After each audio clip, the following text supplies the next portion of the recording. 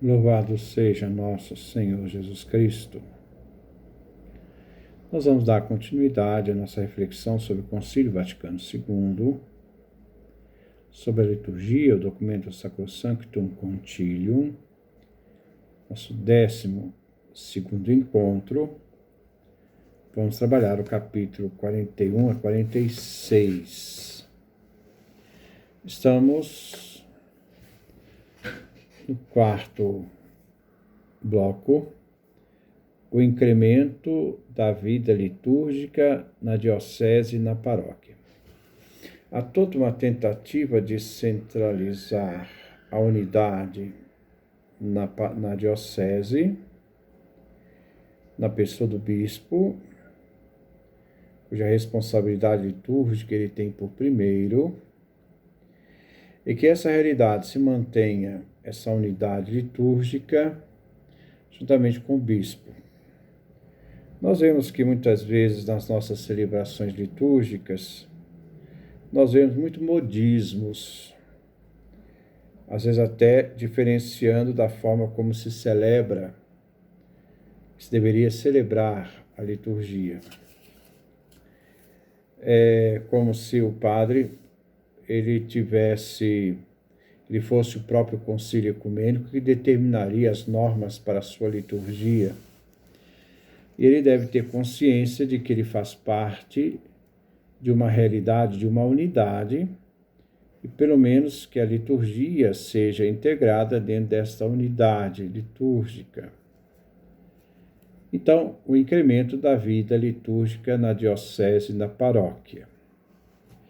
O número 41 diz assim: o bispo deve ser tido como sumo sacerdote de sua grei. Por isso que cada diocese tem um bispo titular. Esse bispo titular é um sinal de unidade litúrgica, pastoral e teológica. Mas esse bispo, que é a realidade, ele deve ser como esse sumo sacerdote do seu rebanho, dos fiéis, né? Nós sabemos que deriva e depende dele a vida de seus fiéis em Cristo. Essa preocupação litúrgica que compete ao bispo, a sua unidade. Bispo auxiliar. O bispo auxiliar não deveria ser considerado bispo auxiliar da diocese, porque a diocese só tem um bispo, é uma unidade, não pode ter dois. Bispo auxiliar, então, é bispo auxiliar do bispo, não da diocese. Porque o bispo auxiliar tem uma diocese que ele foi nomeado lá na África, na Ásia, lá é a diocese dele, né? Mas ele está trabalhando como auxiliar do bispo local. Então, o bispo auxiliar, ele não é aquele que determina a vida litúrgica, é aquele que segue a orientação do titular, porque este é que deve ser considerado esse sumo sacerdote do rebanho dos fiéis.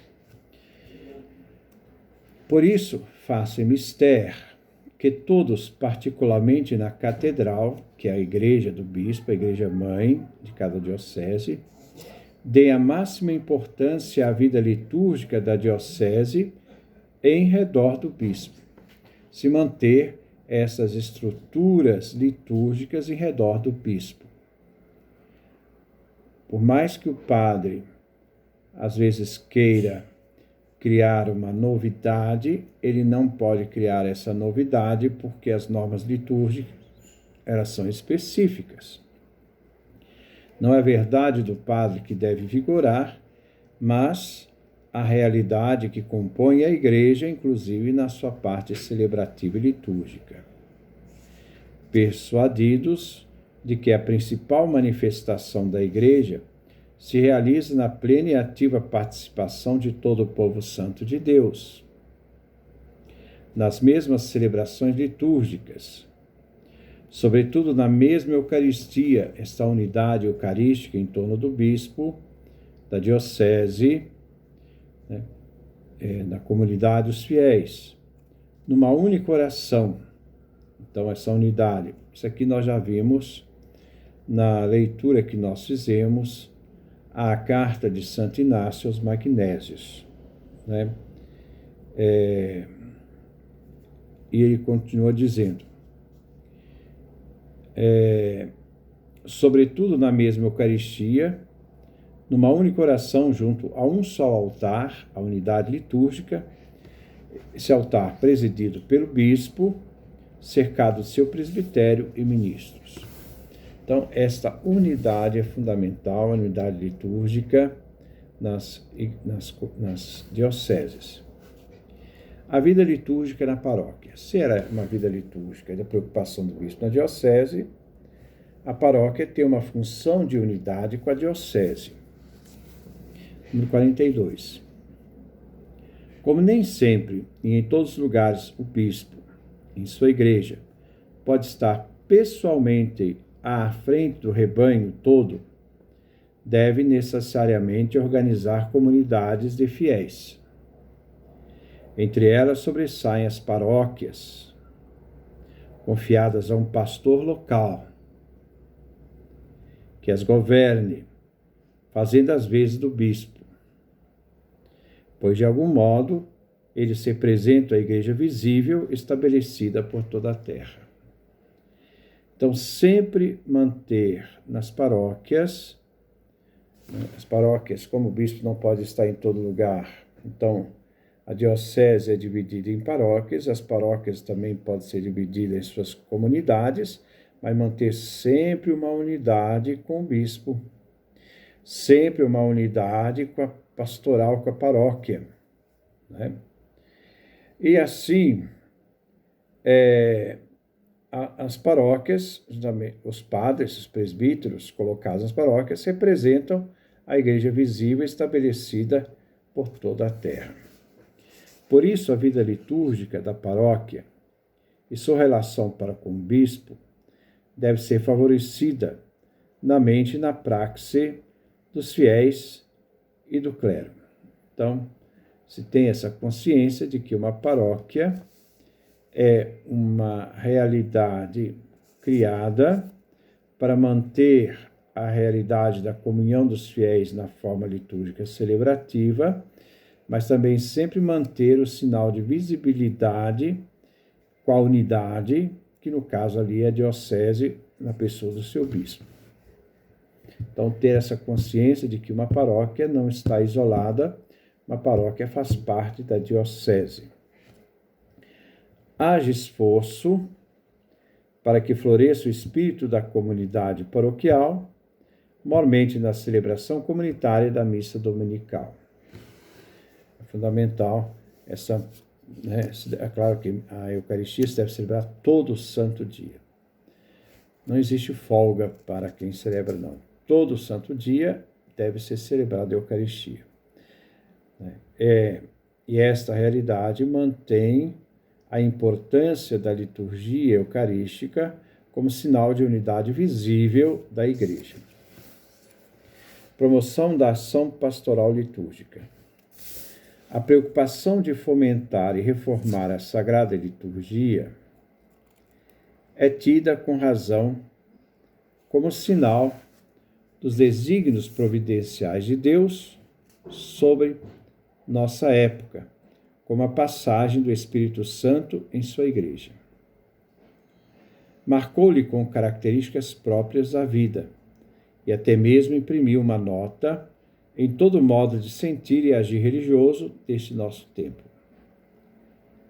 Pelo que, para mais favorecer essa ação pastoral litúrgica na Igreja, o Sacrosanto Concílio determina. Então vamos ver o que o Concílio determina, e o objetivo é favorecer a ação pastoral, essa ação pastoral litúrgica na Igreja. Primeiro, que existam comissões litúrgicas nacionais. Convém que a competente autoridade territorial eclesiástica, na pessoa dos bispos, como também na pessoa dos bispos, uma determinada conferência, a Conferência dos Bispos do Brasil, né? Também nós temos uma conferência latino-americana. De que trata o artigo 22, parágrafo 2? Seja instituída em cada realidade competente autoridade territorial eclesiástica, seja então instituída uma comissão litúrgica. Agora, quem compõe essa comissão litúrgica? Assistida por homens peritos em ciência litúrgica. Então, ele tem que ser uma pessoa experta no conhecimento não só da liturgia, mas da história da liturgia, da realidade da liturgia, né, até o momento que foi feita essa reforma. E depois ela continua também, né, nessa questão de acompanhar a questão litúrgica. Então, peritos em ciência litúrgica, música sacra, porque deve a música sacra sempre acompanhada com a liturgia, e pastoral, porque, sendo a Eucaristia o ápice da vida cristã, ela é uma realidade que leva toda a pastoral à Eucaristia e à celebração dentro das paróquias e também na diocese. Esta comissão, na medida do possível, seja auxiliada por um instituto de liturgia pastoral, normalmente um instituto ligado a uma universidade, né, que dá essa questão da formação e do acompanhamento pastoral litúrgico, constando de membros peritos neste assunto, pessoas formadas neste assunto, não excluídos, se for oportuno, os leigos. Então, que os leigos também façam parte desta liturgia. A liturgia não é o que eu quero fazer da minha cabeça. A liturgia é a expressão da vida da comunidade celebrativa. Então, ela deve manter sempre essa unidade com o bispo, essa unidade com as comunidades, na centralidade da Eucaristia na vida da igreja. Então, não sou eu que determino a liturgia. Existem normas, existem equipes, existem comissões que ajudam a entender e preparar as equipes litúrgicas. Pertencerá essa comissão, sob a autoridade eclesiástica territorial, acima mencionada, né, na sua diocese o bispo, as conferências episcopais, na reunião dos bispos de determinado país, orientar na sua região a ação pastoral litúrgica e promover os necessários estudos e experiências, sempre que se trate de adaptações a serem propostas à Santa Sé. É a Santa Sé que vai dar a última palavra sobre aquilo que as comissões litúrgicas propõem como experiências novas de adaptação à própria celebração. Comissões litúrgicas diocesanas. Então, as comissões litúrgicas nacionais, as conferências episcopais, as comissões litúrgicas diocesanas. Pela mesma razão, haja em cada diocese uma comissão de liturgia sacra para promover a ação litúrgica, sob orientação do bispo. Às vezes pode ser conveniente que várias dioceses constituam uma só comissão, que de comum acordo promova o apostolado litúrgico. Às vezes, por falta de peritos, uma diocese ela pode se unir a outros grupos de dioceses para poder criar esta equipe que seja capaz, né, nessa comissão, né, promover então esse apostolado litúrgico. Comissões de música sacra e arte sacra. Então, não é só a equipe litúrgica, ela deve caminhar juntas com a música sacra e também com a arte sacra. Além da comissão de liturgia sacra, constituam-se em cada diocese, enquanto possível, também comissões de música sacra e de arte sacra. Mas eles devem sempre manter essa unidade celebrativa. É necessário que essas três comissões trabalhem em estreita colaboração. Até não raro, será conveniente que se unam numa só comissão. Então, essa realidade da gente perceber que a vida litúrgica da diocese depende do bispo. Esse bispo que vai fazer comissões de peritos. Essa comissão de peritos, ela pode ser também unida não só à música sacra e à arte sacra, é bom que estejam unidos, uma comissão só, não tanto separadas, de perceber que a vida litúrgica paroquial tem que manter a unidade com a vida litúrgica da diocese, na pessoa do bispo, que é o pastor por excelência, e ao mesmo tempo ser capaz de criar instâncias que ajudem a essa reflexão sobre a questão litúrgica, através de comissões litúrgicas nacionais, as conferências episcopais, as comissões litúrgicas diocesanas, que podem também ser interdiocesanas, e comissões, como já havia dito, que também possam fazer parte, unidade das comissões de pastoral, de litúrgica, com a questão da arte sacra e também da música sacra, a caminharem juntos numa unidade. Na igreja, manter sempre esta unidade. Não sou eu que determino o que é a liturgia, mas eu celebro a liturgia que expressa a vida da igreja dentro daquilo que a igreja celebra. Então, sempre manter essa unidade.